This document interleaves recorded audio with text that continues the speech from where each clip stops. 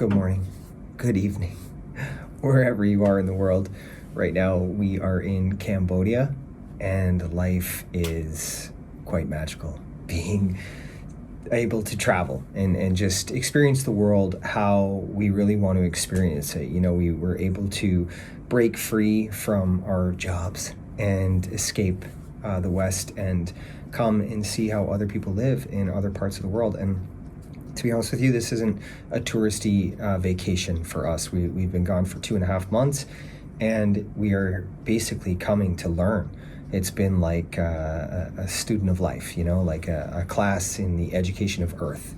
And the one thing that I've learned the most is humans are humans no matter where you are in the world. Everybody understands love. And that's such a cool thing that I have been opened up to. Obviously I knew that we're human beings, a part of the human race, but the world really tries to sell you on this idea that we're so different, because invisible lines on planet Earth separate us. So that has created some idea of division within us. And we adopt this mentality within ourselves. Some of us, if we practice that mentality, or you hang around people that practice that mentality, usually that becomes a part of your daily practice and how you view the world. But when you come over here and you cross that threshold and you decide to think for yourself and learn about people on your own terms, the education is a wonderful lesson, because human beings are human beings anywhere in the world, and love is a universal language, and it's very incredible to experience that understanding. Love is an understanding versus an emotion. It's just people, it's energy, it's a vibrational frequency, it's a flow. And it's incredible because it's so real. It's just something you can feel. We went to an orphanage or a village that had many children accumulated within it, maybe 40 of them, where they had 3 or 4 people that watched them because their parents had to travel away to work to find money. They had to go quite some distance, so they leave the kids in this location and it's safe. So the children all come together, and there was about 40 of them, and they didn't speak any English, obviously. There is no English school in these little tiny villages out in the middle of nowhere. But very cool thing that happened was they started pointing at things that we could understand, such as a cow. There was a cow there, and they would point at the cow and then say the word that it was in Khmer. Khmer is the language that they speak in Cambodia. And then they would grab the grass, and the little girl would hold it up and point at the grass and say the Khmer word. And she did that with a few other things to get me going. And I didn't know what she was doing. I thought they just thought it was funny when I would speak the Khmer language or try to mimic what they would say. But then she pointed at one of the little boys, and there was about 10 or 12 of them standing around me. And we'd all been playing together for quite some time. But then she pointed at one little boy, and she said a Khmer word, but the little boy pointed at himself. And he repeated the Khmer word. And I looked at him, and I said the word, and then he pointed at himself. I was like, that's his name. And then she pointed at the next kid, and he pointed at himself as if to tell me, like, this is my name. And we went around the whole circle, and everyone spoke their name. None of us had any idea about our 2 languages, yet we figured out how to talk to each other, how to communicate through practice and through a desire and a will to just communicate. I didn't even know she was doing it. I thought they were just having fun with me, but she did that. And that was one of the coolest things that has happened to me on this trip. Like, to learn that is something that can just transpire within human beings is just incredible, because we rely on language so much as a form of communication, right? And then we think when we can't understand somebody else, we just completely divided from that person. Like, what's the point of even trying? But the point really became such a beautiful memory and education for me and them to know that, 2 people from opposite sides of the planet could still come together to figure out who we are by name. And I obviously told them my name, and they thought it was hilarious. And a few of them tried to say it, but it was a pretty magical moment. One of the greatest things that has happened to me on this trip. Just the power of human connection is so beautiful. And children are just filled with so much light. It's really incredible. These children in this village didn't really have access to cell phones. Many other kids within the cities where we have been traveling they all have access to cell phones and the internet, which has them totally hooked into YouTube and TikTok. But these kids out in the villages, they didn't have it because they don't have anything. But they were completely different. I mean, there was 40 of them from different families just thrown together. And the whole time we were there, we went for 2 days just to play with them and bring them some food. And we did some face painting. My partner made little whiskers on their face so that we had like 40 little cats running around. And it was incredible because it didn't take much. All we did was buy an eyeliner pen, and we put it on their faces, and we put it on our faces, and they had an incredible time. It didn't take a lot of money to give them any love. It just was attention, just to see each other as human beings and have fun with each other. Money was a misconception. They of course they need it to buy food and whatnot, but for fun, they didn't need fancy things at all. And that was really cool to see how they interacted together. 40 of them from all different ages and like different families coming together and not having any major fights. Like, they didn't even really argue with each other. There was one little guy, he was 3, he kind of just got whatever he put his hands on, turned into his. But they were all cool with it. It was just like, that's what this little guy does. Like, to think like 39 other individuals just allowing this one child to just, okay, that's what he does, like he gets his way. And they were okay with it. It just taught me so much about like parenting and how things happen in the West, and how a community works. Like a community, man. Yes, that's just another beautiful thing that I've been witnessing. Like a community, like even in the cities, like in these tiny little houses, they're kind of like just like concrete flats, almost like a parking stall in a garage is kind of what it looks like. And they have a little storefront in the front, and then they live in the back. But there could be 10 of them in one of these places, and they all eat together. They all have conversations together. They'll drink beers together. They'll cook together. They are together. And there is no crazy fighting. I've only witnessed one argument here since we've been traveling for 6 weeks, happened in the street. And that was the only time I ever seen anybody really get angry or anything within their relationships with other people. They didn't have that display. It was like we have to work together to survive kind of mentality, and coming together is just a requirement. And I thought that was such a beautiful thing for us to learn in the West. I mean, community, like even just eating together and the conversations that everyone has, but parenting, like what an incredible thing to view. There's like 5 or 6 adults that can help with the children. Like there might be, 1 or 2 or 3 babies on the ground, but there's 6 individuals constantly around, switching hands, and not only switching hands, but switching personalities, switching the way they teach, switching the information that they give the child. The child is able to grow from many different perspectives. The First Nations have a saying, many hands to raise a village, and it's one of the things I love the most. The First Nations are just, the way they do things is just absolutely incredible. And I know the new earth will consist of them teaching us how to live again, because coming together is the only way we can survive moving forward. And it's going to be a beautiful time. But I see that here with many hands raising a village, and I see the results and the outcome of that. The personalities within the children, they're very outgoing. They're not shy, and they'll come up to you, and they're very open and interactive. Whereas I see in the West, where we've become so divided, and society has us believe that there's some sort of status symbol we need to achieve by wearing certain brands or having the latest cell phone, really creates this separation between humans and between children. Seeing kids running around in Nikes and other kids that can't afford it, they've already divided in school. And it's the result of the parents teaching that to the children. This idea that there's a social status within financial gain, and even if that gain looks like wearing brands that make you think and feel like you're better than somebody, is horrible, because the results of that practice is complete division. Humans that want to connect but feel a sense of division because they've been taught that, because they think they're better. And that embellishment of ego within children is just a horrible practice to be teaching them.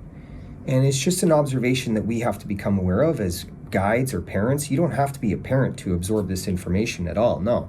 I mean, if you're around children or if you're around young ones in any way, shape, or form, I share this information with you so that you can share it with others. It's just becoming aware of it. It's really just breaking the programming that has had us not think about these things. But I think quite a bit, and I think about human beings, a part of the human race, as a family here, guests on planet Earth. And to me, I feel like when we can have these conversations, we can grow as a collective, because I don't want to divide. And I'm pretty sure that everyone's quite bored of this. You know, we all seek this connection, yet we've been taught that it's okay to divide, which is why the pharmaceutical companies step in and they medicate so heavily in the West for depression and anxiety and these crazy results of division, because as humans, we're tribal. We are tribal beings. It's ancient. It's within us. It's just part of our DNA. It's part of what we are. We are all one. It's that interconnection that we seek because it's ingrained in us. It's part of us. But society lays such a heavy indoctrination of an acceptable manner of living through division that the mind adopts that mentality, but the heart refuses it. And that's why we have such complications and this desire for medication to make us feel better. And the antidote for that is to work on yourself. And, you know, freeing children of these complications from a young age is something that we can teach them from our lives in our current state. Because if we are feeling like we are unhappy due to a sense of division, teaching that to your child so that they don't grow up with that same mentality or under those same circumstances is wonderful education to help them grow and help them go out into the world and spread love. Because self-love and self-care is so much more than taking care of yourself on the outside or spending money. By taking care of yourself on the outside, I mean getting your hair cut, getting your nails done, buying pretty clothes, or buying anything. That's a complete distraction from what's real. Self-care and self-love means going on a journey within and really facing the things that hold you back in life, like addressing fear for what it is. What are you afraid of? What are you unhappy about? Really questioning those things and not being afraid of asking those questions, being kind of comfortable to sit within the emotion of those memories. Of course, you felt a certain emotion during an experience that happened in your life that you try to distract from today. I can understand that, but you got to move through it, because staying in one place and adopting fear, anxiety, and stress as a mentality to practice and a behavior that sort of becomes normal to your being is going to cause you to stay in one place, and it won't allow you to grow. The wonderful thing about difficult things and emotional traumas is they can become your greatest asset. It's just having the ability to look at it from a different perspective. And when you can look at your emotional traumas from a different perspective, you're going to learn something. And it's a wonderful thing to practice and even to get comfortable with having the idea of doing this. And, you know, I'm not saying jump into all of your emotional traumas all at once, but start somewhere. And when you start somewhere, start in the present moment. Start just by looking at yourself in the mirror on the day that you decide that you're going to be somebody else. Make a choice. You know, make a choice to say, I am tired of pretending to be somebody I'm not. Because that is so detrimental to the growth of the human being. And you're only pretending to yourself. Of course, other people see you pretending, but the only person you're really pretending for is you. And that's very sad and lonely. And I know all about these things, and everything I talk about is things I have experienced in my life. If this is the first episode you've listened to, I was a drug addict for over half of my life. I was homeless and I was in prison just 2.5 years ago. And, 2.5 years after practicing the things I talk about, I am now in a place of pure love, because I understood and valued self-love. I didn't know how to do it in the beginning, but I made a conscious choice that I wasn't going to be the human I was for so many years, because I was going to look at the things that held me back, I was going to process them, and I was going to be somebody different in the present moment. And that was a wonderful thing to happen. And it really just took a little bit of belief and faith in myself, and a little bit of belief and faith in something more than me. Spirituality is something that I took a chance on. Not religion, spirituality. Spirituality is just the belief in love as a whole. So I believed in love external yet internal to me. So it was external within everyone else and everything, and that external connection was internally inside of myself. And that just happened by me opening up my heart to love. I was in a place in prison that everything had been taken away from me. I had nobody left that would answer the phone. I mean, I was homeless for years.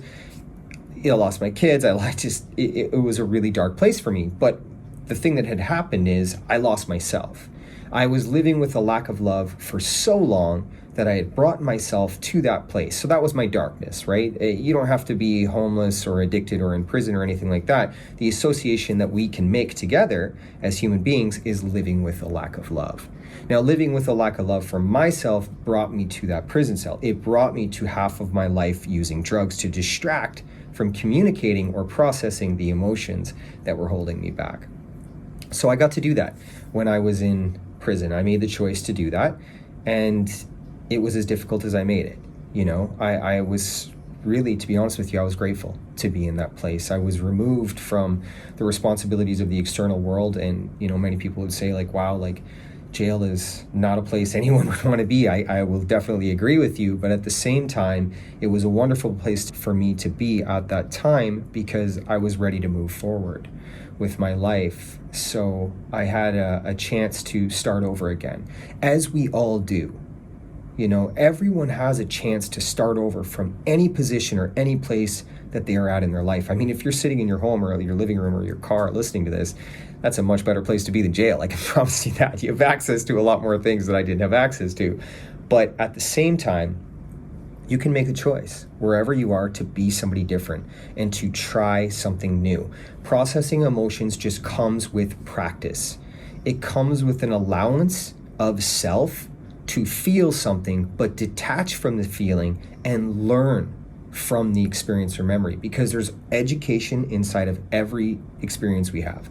That's what the human life is all about. It's all about experience. But in order to move forward in your life from a place where everything matters, you've got to go inside.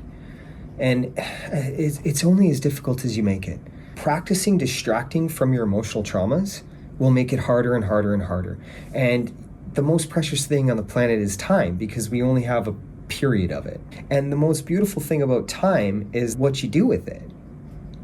So for me, I could have gone back into my drug addiction when I was released from jail, but I decided that I'd had enough time within that repetitive cycle that I had taught myself, and I was going to do something different. And 2.5 years ago, here I am in Cambodia. I'm traveling with my partner for 2.5 months, and I have a company at home. I wrote some children's books. I have this wonderful podcast, and I'm going to be speaking in schools and just speaking in addiction facilities and just going out in the world, all because I decided to love myself. And that's something we can all associate with. That's what I did. I'm not special, I'm not unique, and I say this often because I want you to understand we are all the same. There's equality through every single human being. Bank accounts have tricked us into thinking that we're better or worse than other people, and it's just a trick. There's money is completely fictitious in itself, but it's just a tool of control, a tool to divide us, which obviously is working very well. But viewing equality through your eyes is just a wonderful perspective to have, because we are all the same. People with money have emotional traumas the same as people without money. Human beings are part of the human race. And that's something that I have learned traveling as well, is that it doesn't matter where you come from. We all feel, and it's what we do with these feelings and these experiences that allow us to do wonderful things or hold us back. And also with that, what you're doing is you're reprogramming ego. Because ego is the central nervous system for your mind in your head. But the other mind that we all have is in our heart. Similar to the brain, but separate from it. So it stores its own information. It operates on its own accord, really. And the wonderful thing about that is once we teach our mind something new, by listening to our heart mind, we can change how we feel and how we think. It takes practice, because we've practiced so long not addressing these two things. We fill our mind with things that usually aren't good for us. Sugar, caffeine, alcohol, reality television, any television whatsoever, Netflix, judgmental conversations. This stuff is very poisonous for your growth. And it's just becoming aware of these subtleties that we practice in our life that are just become normal will help you evolve and detach from that pattern of life, because the detachment of things that hold you back, that don't allow you to evolve to the person you want to be, is how you're going to get to where you want to go faster. And that takes work, because we practiced so long allowing these complacencies and comforts in our life, even though they're detrimental to us, we've allowed them and practiced them, that we've gotten really good at them. So undoing that takes work, but anything you practice, you get good at. And the results are priceless. I mean, I'm sitting here today, proof that you can have anything, you can do anything, and you can be anything. And the world today, as I see it, is so beautiful. I'm so grateful. The gratitude that I have for life is just incredible. Yeah, there's many horrible things going on the planet, for sure. There's a lot of people that have an idea that we should divide and we should use avenues such as war as an acceptable measure of an inability to communicate. That is happening. Of course it is. And you can't change that because it's taken so long to get to this point. But what you can change is how you feel and how you view the world. And that's how we change the world. It's just how we see it. And once enough of us do it, the collective changes and we start a movement and it grows. I can tell you the reason that we don't talk about love openly and it's not distributed through avenues on social media or television is because the power that it has within it. It is a force. It is an absolute force. Fear is a tool of control. It's a limited force. Love has no limitations because together it is the most powerful thing that we can achieve. And that's why this sense of division is so heavily embedded into our programming of everyday life. You got to question that kind of thing, right? Like, why do we adopt these mentalities that talking about murder and division and race and language and size and color and all these other things that create these ideas that we should be fearful of each other and look at each other with judgment? Like, why would that ever be acceptable? It's acceptable because if we come together, there's a great strength, a great force that will run through the world. And it'll see and live and breathe in equality. And it breeds empathy, compassion, kindness, trust, respect, communication. It's beautiful. Like, love is so beautiful. Love is an understanding. It is just an incredible thing to be a part of because you understand it on your terms. Nobody sells it to you. There is no agenda. You figure it out for yourself because you love yourself. And once you love yourself, you'll know your self-worth. And once you know your self-worth, you'll have boundaries in place where if people don't see you for the same value you see yourself for and you've worked on yourself, you'll move away from them. There's 8 billion people on the planet. It's okay to do that. But it's the ability to be able to do that, to have the courage to say, you know what, I worked on myself enough. I know how much it took to find the person I am and to fall in love with myself, that these negative conversations or these judgmental conversations, they don't work for me. And I love you as an individual, but I got to move away from you. That's a wonderful thing, to be able to set boundaries and to be able to move within them, and that's what self-love and self-care can do. You just got to begin to do it, right? Make a choice, believe in yourself, process your emotions, detach from the emotion and look at the lesson within the experience and apply that into your life and move forward, because all the emotional traumas have already happened. So there's no need to be stuck in the past if it doesn't allow you to move forward in the present moment. It doesn't make any sense. And that inability will have you miss life. And when you miss life, that means you're not living. And just to exist is so mundane, it's so boring. To live, to really see nature and see the colors and see the animals and see the people and understand and feel the energy connected within it, man, you're living. When you go in the water and you feel the water on yourself and you're one with it, this is love, this is life. No medication, no synthesized version of happiness up in here. It's real work, and it's a real reward because you see and you live in the real moment. And I know you can get there. I believe in every single one of you. I believe in every single person on the planet because I know the power that each and every human being has. Every single one is as powerful as the next. It's just whether or not you're willing to go through your darkness to free yourself and be in the light, because your darkness is your light. You just have to find it. Just look for the education and you'll learn and you'll go, man, okay, that was tough. Why did my mom hold me back in life? Or why did my dad leave? Maybe it was to teach me some difficult lessons. Because human beings don't learn when it's easy. When something's easy, it's just easy. But when something's difficult, we learn from it. Now, rather than staying inside of that emotion, we can take the education and grow with it. Take that out into the world and teach another human being what we went through. And that's why my story is so beautiful. Many people are turning to addiction in some form or another. It doesn't just have to be drugs. But rather than distract, you can go on the journey inward and set yourself free. Remove the distractions that you have in life as it is. Detach from these things. Allow yourself to get to know who you are and teach that to your kids. Have open conversations. Just do things that are totally new. Don't be fearful of trying something new. The way we get better at something is when we practice. So really, trying to have an open conversation in a family that hasn't had an open conversation before, it might be a little awkward in the beginning, but you know what? You're going to get better at it. And your family's going to look at you and see you being the example, trying something new, trying to talk about how you feel. And if it doesn't work out the first time, it doesn't matter. Just try again on the next one. Don't give up, because the results are priceless. I don't think it goes real smooth for anyone. This is what it is to go through life. We got to learn and we got to overcome the obstacles as we go through them. But falling into routines and conformities and conveniences that aren't really convenient for us, they hold us back. And they don't really allow us to live and be in the moment and be a part of this thing called the collective consciousness, called human beings, a part of the human race, guests here on planet Earth. And I can promise you go down these roads, you start working on yourself, you are going to be free. I mean, free. Like it's the most incredible feeling when you can be free from yourself, and people will see it, because you won't care what you wear anymore, because you'll look so good because of how you feel.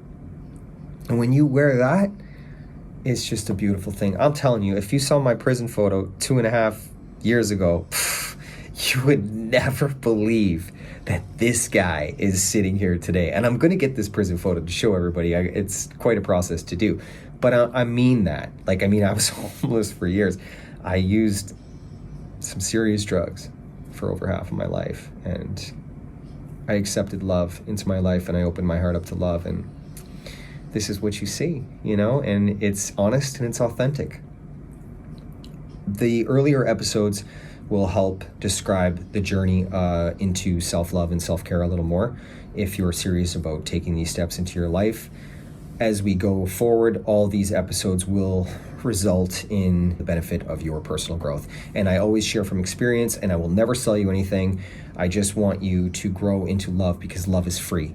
And the work is as difficult as you make it, but again, it is free. It's something you get to do on your time. Just make time for it and value it way more than you value anything else, because the people around you will value you for it, because they will in turn gain the result that you gain as well, because you will love yourself. So you will understand what it means to honestly and authentically love somebody else, and they will get to be a part of that, which is a beautiful thing. As always, thank you so much for listening to these episodes and the things that I have to say, and appreciate yourself. Please appreciate yourself, because self-love starts right there. It's okay to give yourself a positive affirmation and tell yourself you're proud of yourself for how far you've come. Of course, we can look at the negatives in life, but if we look at the negatives, then we get stuck inside of just viewing life through the negatives. But look at the positives. Allow yourself to see the accomplishments you've made, how far you've come, or where you want to go, and make moves to get there. And stay within the positivity. Yes, days will be tough. I have tough days too, but I love through them. I've learned to do that. I've learned to control my emotions by breathing or communicating when something frustrates me or something is out of my control. I take a minute and I look at it from a different angle. Meditation and breath work are practices in life that you can adopt. They don't have to look like work. It'll just become time for you to slow the mind down. And it doesn't happen overnight. It takes practice. So Be easy on yourself. Be kind to yourself. If you're kind to yourself, you'll see that you're kind to others, because you'll start practicing this behavior in your life. But really, the detachment from the things that are taking your time up in life, such as social media and television and Netflix, that is a requirement, because then you'll have free time and you won't know what to do with it, but you will learn. You will definitely learn how to spend time with yourself and fall in love with yourself again. And it'll be the greatest thing you've ever done in life. And you can do anything, and you will really take back your independence and sovereignty and live in this beautiful planet on this beautiful time, because it's a beautiful time. It really is. It's just how you see it. Much love, always. Thank you so much. My social media is Real Talk for an Unreal World.